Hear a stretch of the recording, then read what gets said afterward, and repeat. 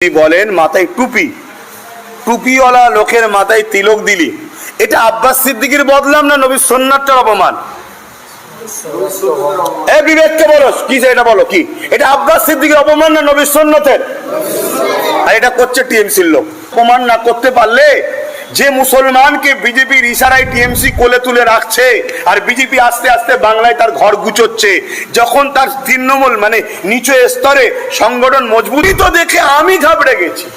জি আল্লাহ, এই কি হবে কি করে আমি বুঝলাম। তারপরে অনেক অ্যানালাইসিস করলাম, খেয়াল করে দেখুন, অনেক অ্যানালাইসিস করে অনেক চিন্তা করে দেখলাম এই ব্যাটাটার হাইটটা কম হওয়ার জন্যই বেঁচে গেছি। দেখুন খেয়াল করে, বিছখানে যে আছে হাইট কম, আমি যদি এদের পাশে দাঁড়াতাম এই ব্যক্তিদের থেকেও আমি লম্বা আলহামদুলিল্লাহ।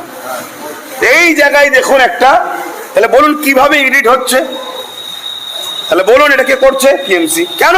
বিজেপির দালাল আব্বাস আর নওশাদকে প্রমাণ না করতে পারলে যে মুসলমানকে বিজেপির ইশারায় টিএমসি কোলে তুলে রাখছে আর বিজেপি আস্তে আস্তে বাংলায় তার ঘর গুছোচ্ছে, যখন তার তৃণমূল মানে নিচু স্তরে সংগঠন মজবুত হয়ে যাবে, তখন দেখবেন বিজেপি আসবে, টিএমসি থেকে ছেড়ে দিয়ে চলে যাবে, তখন মুসলমানদের হয়ে বলার আর কেউ থাকবে না।